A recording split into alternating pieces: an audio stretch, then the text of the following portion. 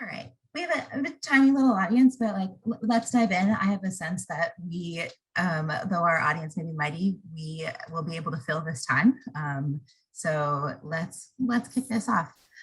Just a couple housekeeping things. Thank you to everyone who has joined the Career Symposium thus far. This is our final night. There's one more panel after this, the exploratory panel, so feel free to check that one out if you plan to. And if you missed any of them, like we were just chatting about, you can catch all of them eventually on the St. Mike's website or on the YouTube channel. Another thing to let people know, I want to let you guys know about, is to sign up for SMC Connect if you haven't done that yet. It's our alumni networking panel. It's really great. There's lots of different groups you can join, connections you can make. It's a really useful tool that we're trying to build and reach more and more alums with that platform. And then just the last thing to say is a reminder that both students and alumni can utilize our Career Education Center resources to continue their career searches and preparations for interviews. So feel free to look into those resources, whether you are a current student or an alum. And now that my housekeeping duties are over, let's dive in to this wild ride of the arts and entertainment panel. I am Heather Fickler, class of 2012. My pronouns are she, her, and I'm going to be moderating this panel. And I'm going to just popcorn it around to these lovely panelists. They'll give you a little intro into who they are, and then we'll dive into some questions. So Josh, why don't you kick us off? You got it. Hi, everybody. I'd like to say hi to Lizzie and Susie and Will. Thank you for being here. This is gonna be really exciting. My name is Josh Bartier. My pronouns are he, him, his. I am the class of 2010, and I am an actor currently based in New York City. I have always wanted to have a life in the theater. That has been my dream since I was 7. And I came to St. Mike's actually as a transfer student. I was there for 3 years instead of 4. I focused as a theater major. I also invented my own dance minor. And then I also focused on taking classes that were around anthropology and Spanish. I was so close to getting my Spanish minor. But that's the beauty of St. Mike's, was being able to take as many different types of classes as you wanted. I have done everything, so I call myself a multi-hyphenate artist. I am an actor. I have worked off-Broadway. I have worked regionally. I have worked with directors like Tony Award winner Warren Carlyle. I have also directed. I did a 2-semester residency at Clark University in Worcester, Massachusetts as their director and acting coach. I have been a company manager for the St. Michael's Playhouse, as well as performed at St. Michael's Playhouse and directed their children's theater for their summer programming. If you name it, I have done it. If it is a costume, I have sewn it. If it is a vocal selection, I have arranged it. And I definitely got that spirit of harnessing the power to do anything and make something your own from St. Mike's. I would say that what I'm focusing on right now is my acting career. I'm currently at Matthew Corzine's studio, who is a Meisner-based teacher in New York City, working with my agent, which I'm represented by, and we're just getting ready for the gloriousness that is theater opening back up again, and TV and film finding a really safe way in this pandemic to be able to do production. So just looking forward to the year ahead. I am a recent marathon finisher. It was my first marathon I've ever finished. It was my first race I've ever run. Did it for charity. It was fantastic. And I'm originally from Worcester, Massachusetts, which I always say is New Jersey of Massachusetts. I think that's enough for now. Love it. Thank you so much, Josh. Perry, I'll toss it over to you. Sure. I've been in the entertainment field for about 25 years. I made my way to New York to attend grad school at NYU. I got a master's in education administration. I have never used it. I, upon graduation, was offered a position to be an assistant at a talent agency through a friend of mine who worked there. And that's what started my career in entertainment. So I've worked at a talent agency. I've actually worked at two. I worked at VH1 and MTV for about 15 years in total. I've worked on a talk show as the talent executive, booking talent for the show. I worked at a company called Vivo, which is a music video company. And I've also worked at a record label. Currently, I am doing freelance talent relations. Most recently, I worked on this past year's MTV VMAs, booking their TikTok show that they did, working on their Instagram team for MTV News on the red carpet, and then their digital team for a Twitter show that they did live during the VMAs. I'm originally from Massachusetts also, and New York, and yeah, no, I loved my time at St. Mike's. My reunion is coming up next year, and we just started a Facebook group for all of the folks that I graduated with, and it's been nice to reconnect with some old friends. So looking forward to getting back up there next year. Amazing, thanks, Perry. Alison, that leaves you. All right. Well, I recently was just up at St. Mike's for my makeup graduation. But so my name is Alison Collin, and I graduated from St. Mike's in May of 2020. I got to finally walk this past fall, since COVID disrupted my first graduation. I majored in secondary education and American studies, so nothing really related to the entertainment industry. But I currently am a teacher. I teach social studies and literature to middle school students down in Warwick, Rhode Island. But I am also from Massachusetts. I live in Mass, so we're repping our state tonight. But when I'm not in the classroom, I spend all my time writing, trying to promote myself as a writer. And I have so many ideas that I like to entertain for writing, but I was finally able in February of 2021 to publish my first novel. But my writing journey really started at St. Mike's. I was always writing in the library. It was sort of a form of escapism because there was just so much studying that had to happen, and every once in a while I just needed to get some creative writing out. But my writing journey really did start at St. Mike's with supportive professors, whether it was through a class or just for fun, because my advisor was Joan Rye, and she's amazing and literally would read anything I gave her. So I'm really thankful for that. But I am a self-published author, so my whole journey getting to the self-publishing part was quite the journey. I had a lot of time put into querying agents, into trying to get myself through the traditional publishing route. But I faced a lot of opposition, partly because of what my book is about. It has a lot of LGBTQ representation in it that people were surprisingly not as receptive to as I was hoping for, especially because I like to believe the world is changing, but not as fast as if we would like to see. And also just because I'm young, I'm new, and it's really hard to get your foot in the door. So I eventually wound up doing the self-publishing route, and I'm doing pretty well so far, but I'm hoping to continue this career and make it something that is not just my side hobby.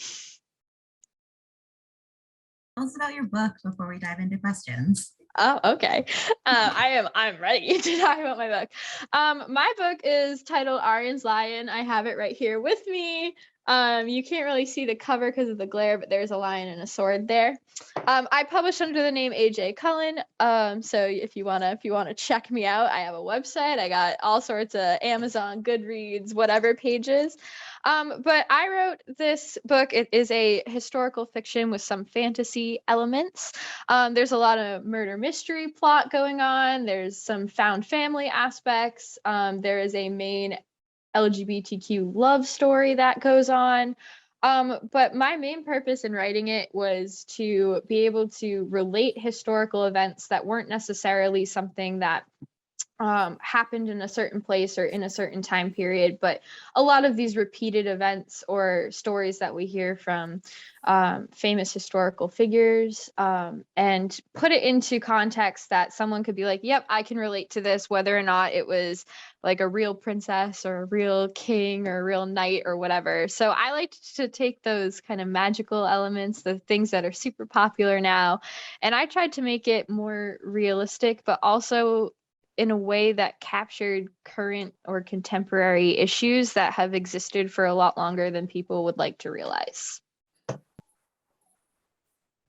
Is amazing. Your book is on my to be read list, and Nice. I can't wait to eventually put my hands on it. And I think, Alison, you've actually open the door, I think, to one of our first questions that I think a lot of people in this field often ask of what are good opportunities to get your foot in the door, and specifically around publishing. I mean, you did talk a little bit already about your challenges. And so maybe we'll talk about publishing a little bit, and also the theater, the arts and entertainment industry in general is also very challenging to get your foot in the door. So let's dig into that a little bit. All right. Well, I can touch on the publishing bit a bit more, and then pass it off to my people more in arts and entertainment than myself. Publishing is such a tough world to get into. I'm sure that it's similar if you're trying to publish a script to a play or to a movie. But when you try and enter the publishing world, there's not much guidance if you don't know someone already in the industry.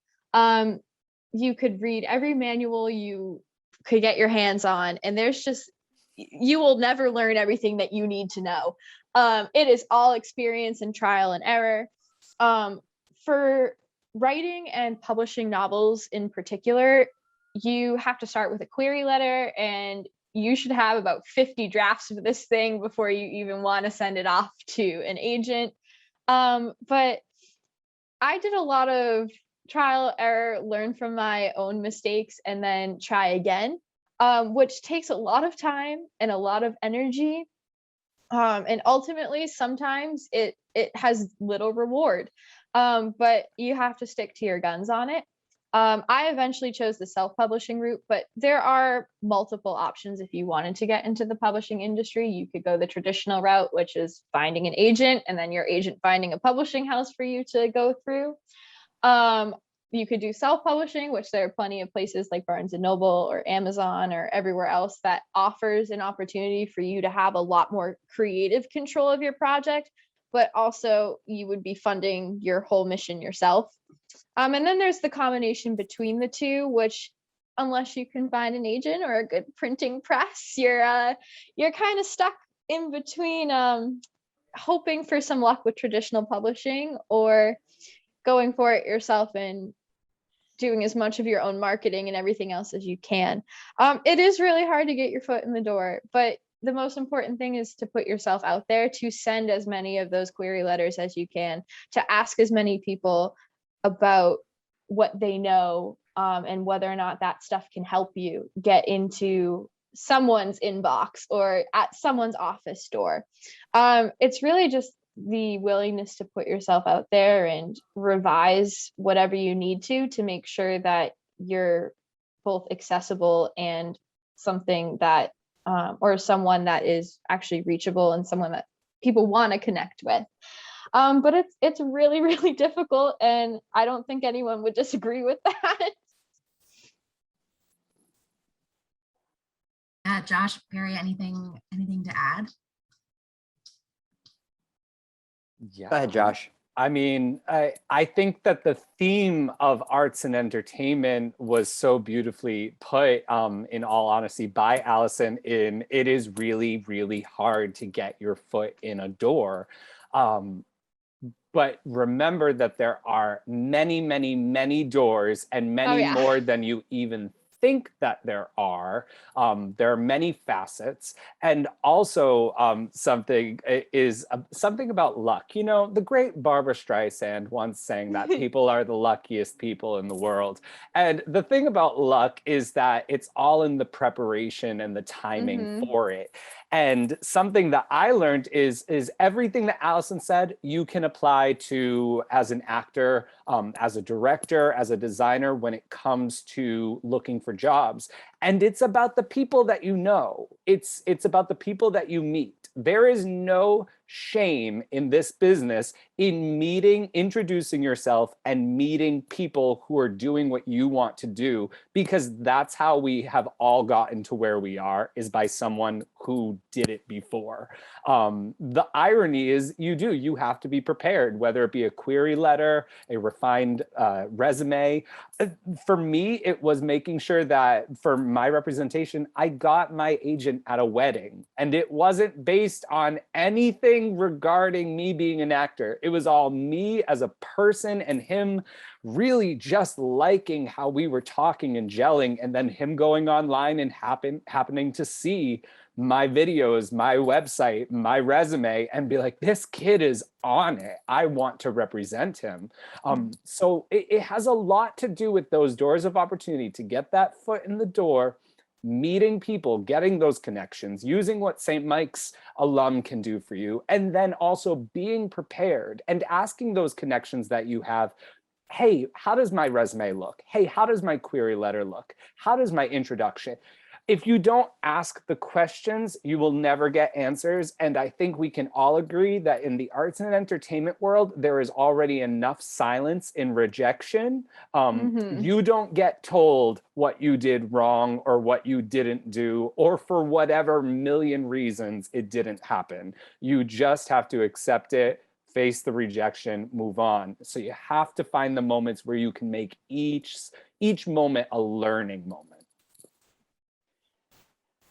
I'd say from my perspective, because I'm more on, I guess, the business side rather than the creative arts side of things. I'm always open to anyone reaching out to me on LinkedIn. If I can help in any way, I'm certainly more than willing to do that, make an introduction if I can do that. My biggest advice I can give people who want to start out is, while you're in school, try and get an internship somewhere. So I always share this story. A woman who she went to Rutgers, interned for me when I was at MTV, and we ended up hiring her as our department assistant right when she graduated. Today, she is now the vice president of music and talent at MTV. And she has, just spent her whole career there because she was so good at what she did and she liked working there. Other interns that I've had in the past are another woman that I was also my intern, who I ended up hiring as my assistant, is now the head of music at Facebook. So it's just try and get as much real world experience as you can while you're in school. And I know it's hard to do, especially if you're at St. Mike's. It's not like you can intern in spring or fall semester. But if you can do something in the summer, and tons of places have internship opportunities, whether it's in magazine publishing, whether it's at a film production company, or whether it's at a theater, whether it's at a music company. So that would be my biggest advice I can give somebody who's just starting out. And like I said, also utilize LinkedIn, utilize your alumni connections. St. Mike's is, I think, one of those really magical places where alumni are always willing to help for the most part if you're willing to reach out to them. I can't tell you how many people have reached out to me who I've connected with other people. Whether they get the job or not is, up to them, and presenting themselves as the best person that's right for the position. But I'm certainly willing to make an introduction to anybody that I can. Yeah, I can't echo that enough. That is often something that I find myself saying all of the time is I can't encourage students enough to reach out to the alums, because St. Michael's alums are so eager to engage and connect and support in any way. Perry, you mentioned real world experience, which I think is a really great segue into a question that we get a lot in this field, is the recommendation of getting an MFA. And I wonder what our opinions are on on should people pursue getting an MFA or not.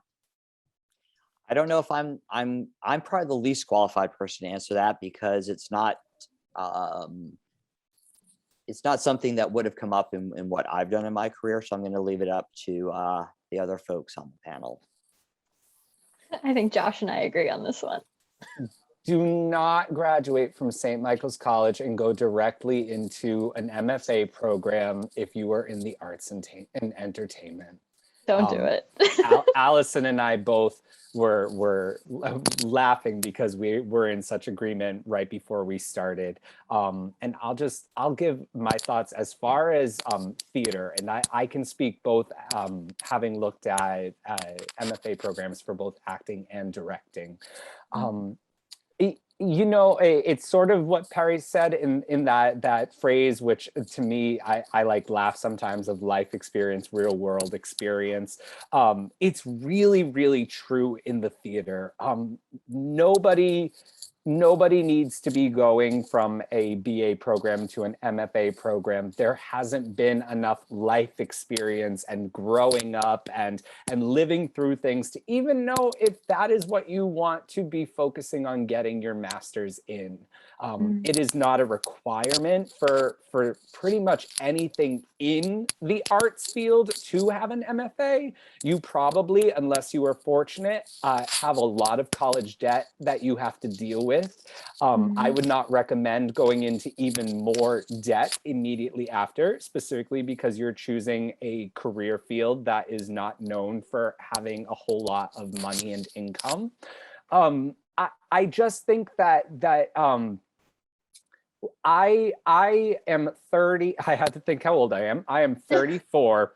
And the idea of getting a master's just started floating into my head. That up until now, it has been, I will get experience through working at different theaters, through apprenticeships, through taking class in different ways that may be a certificate, or maybe just taking class that is you paying for class, and that's what it is.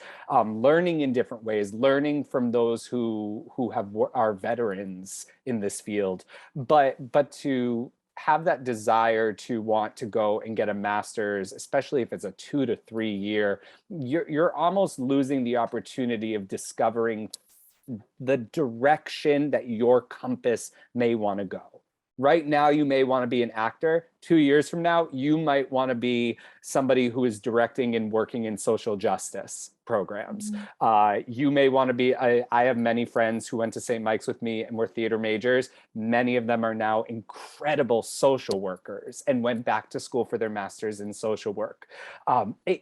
We all find that all of the skills that you have in the arts, working with people, knowing your audience, how to speak in front of people, how to write, how to communicate, how to collaborate. You use it in every single field, that it almost makes people in the arts and entertainment industry, those who have focused in it, kind of invaluable in every other industry.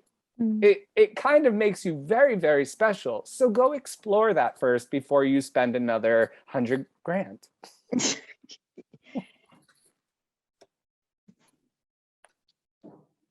Do you have anything to add, Alison? Oh, well, I mean, I can echo everything that Josh said for sure.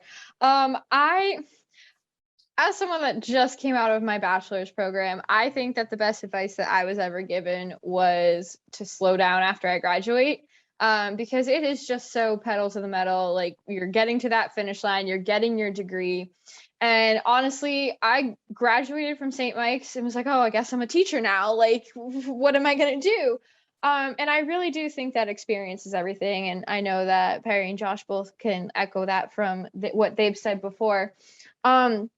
And I really do think that even when you first enter whatever field you thought you were going to enter, you are never prepared, no matter how many books you read, to really jump in and get your hands dirty and do whatever that work requires. So experience is really everything.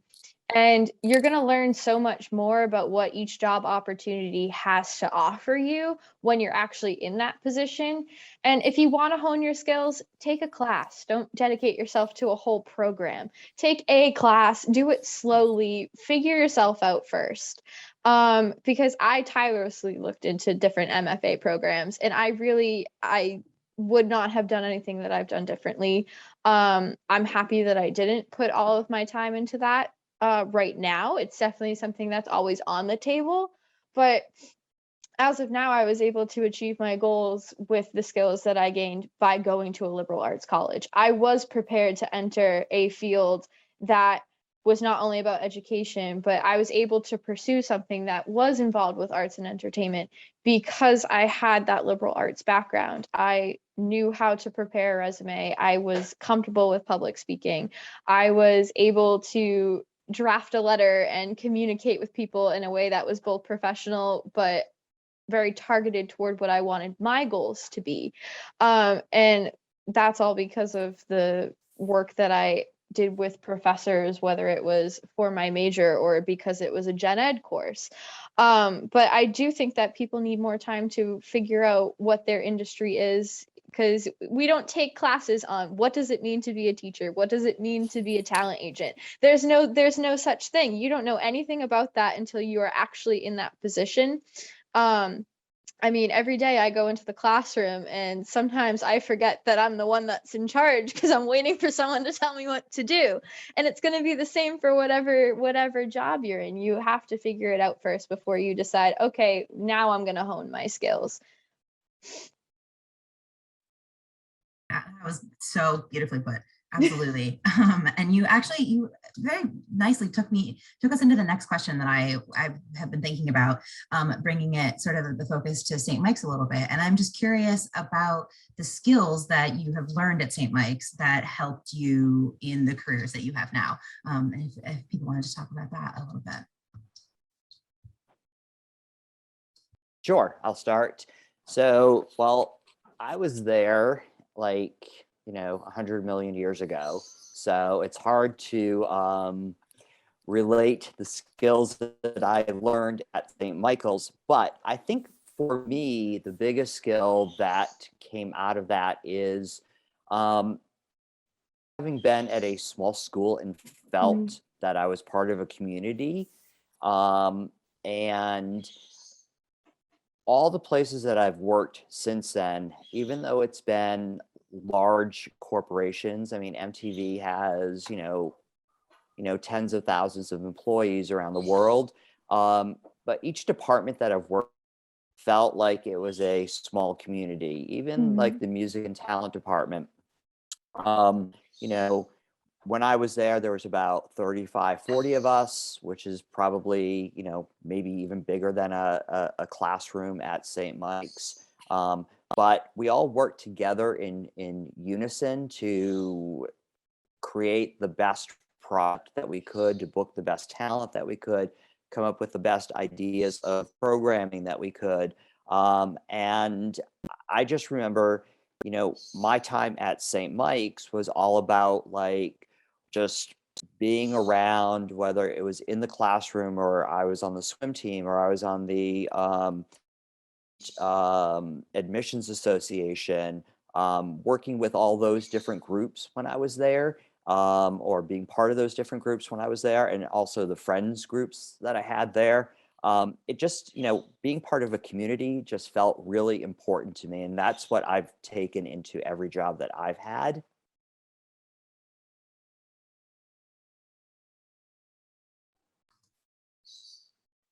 I I mean, this is such a great group of people. I'm really, it's so amazing that we can be from almost different decades, and it's as if we're talking about the same St. Mike's. And even though buildings and professors may have changed over time, it's the same St. Mike's. And I think it's still to this day the reason why people go there is when you think St. Mike's, you think community. It's the first word that always comes. While Perry was speaking, because I'm a person who talks too much, I had to write down what I thought St. Mike's gave to me. And the three things that really stuck out were, for me, I came to St. Mike's, as I do with most things, with a lot of passion and a lot of energy and a lot of desire.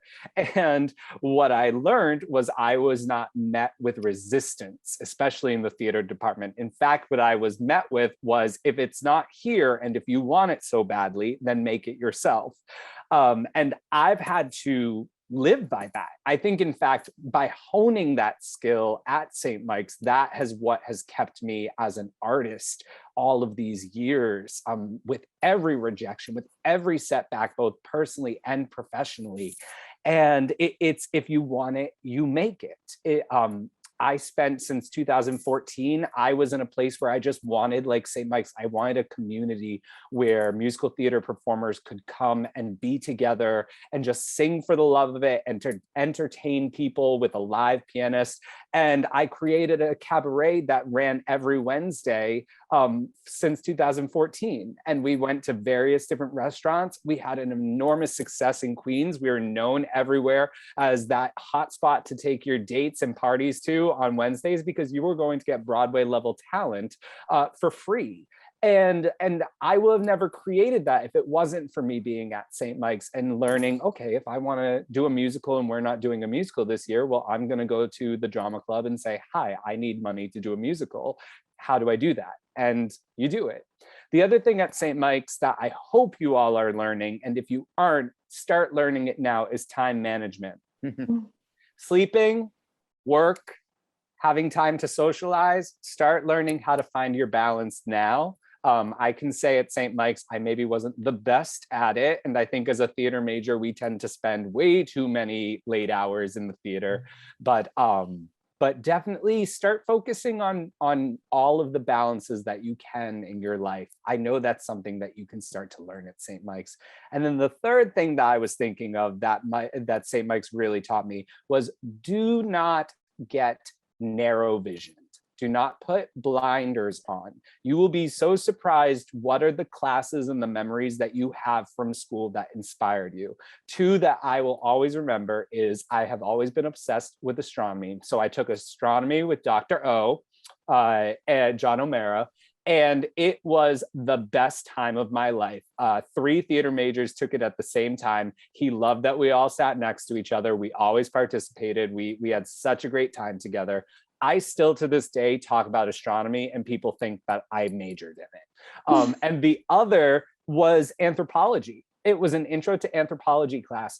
And it was where I first, shockingly, learned what the definition of empathy was. And if I truly believe that if I did not take that course and sit through an entire semester of learning how to be empathetic towards other cultures and subcultures and learning about them and not putting on a lens of judgment, but more curiosity and fascination, I wouldn't be the artist I am today. I wouldn't be looking for as much curiosity and things that I find fascinating in the world. So you can find gems that are outside of your majors that will just springboard back into letting you have such a full life. And at the end of the day, that's what you want more than anything, a full, beautiful life. That was so nice. On your astronomy point, I also, outside of my major, took astronomy, and it was the most amazing experience ever, because I just did not think I was going to be able to pass that class. I was like, there's no way, there's physics in this, forget it. But I persevered through that class, and I will never forget the professors that pushed me through there. So when you said astronomy, I was like, oh my gosh, me too. For me, St. Mike's, as an education major, that group of professors is just amazing, the ed department. But you learn so many skills that have nothing to do with teaching. It's really all about being a people person and learning how to care for others' needs, whether or not they're very similar or very different to yours. And I think going into the professional world with the understanding that people have to tackle things differently has really changed my outlook on how I want to pursue my own career, because I can change how I want to do things at any time. Whatever needs to fit my needs to reach my goal is totally obtainable, whether or not I have to build that path myself. But with St. Mike's, I also, because of how great that community was, I also learned how to reach out to others in a way that I never had before. I was so in my own way of this is how I want things to be done. And because I had such a great support system between my advisor, my professors, and the people that I met at St. Mike's that were just staff or my friends that were also studying various majors, I was able to realize that I don't have to do things by myself and that the stronger that your community is, I can still reach my goals with people that are going to help me pave the way there. And I think it's really important to realize that, especially with the St. Mike's community, there are people that are always on your side. And if you don't know, you should ask, because you're going to be able to find someone that knows the answer. You might have to ask 10 people, but you'll find that person. And they're probably going to be more than willing to help you. And that was something that I was so against. I wanted to get my degree and do it all on my own. And nothing ever has to be by yourself. And because of the community support that I had, I realized that I probably would not have been able to publish the book I wanted to publish or get my degree in a timely fashion if I did not have the people there to help me. Absolutely. Absolutely.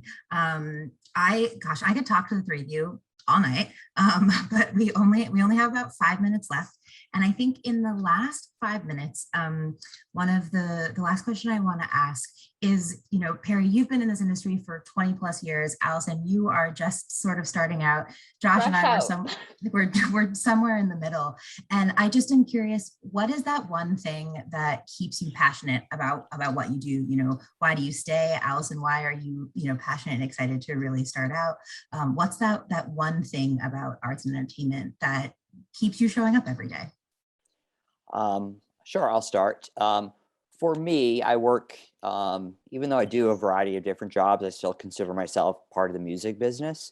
And the thing that I've loved about what I've done in my time working in music has been working with artists who I'm a personal fan of and being able to promote them and expose them to a larger audience. And I'm going to just share a quick story. I had a record label pitch me on this was 2007, 2008, pitched me on a dance artist. And this was when dance was not doing anything on the charts. She had an unusual name. I just wasn't sure that it was going to break through. But I also worked on a channel at MTV called Logo, and I was doing all the music for that channel at the time. And I thought, well, if MTV is not going to get behind this person, I'll do stuff with her on Logo. So we premiered her first 2 videos on Logo, which got great response from the audience there. And then we produced our first award show on Logo, and I booked her for her first national television performance. She basically performed in a space that was about this big, and the show, got great reviews and whatnot. A year later, she was headlining the VMAs. It was Lady Gaga. So, Cool. yeah. So the thing that keeps me going in this business is discovering somebody who I love, who I can then bring to a larger audience.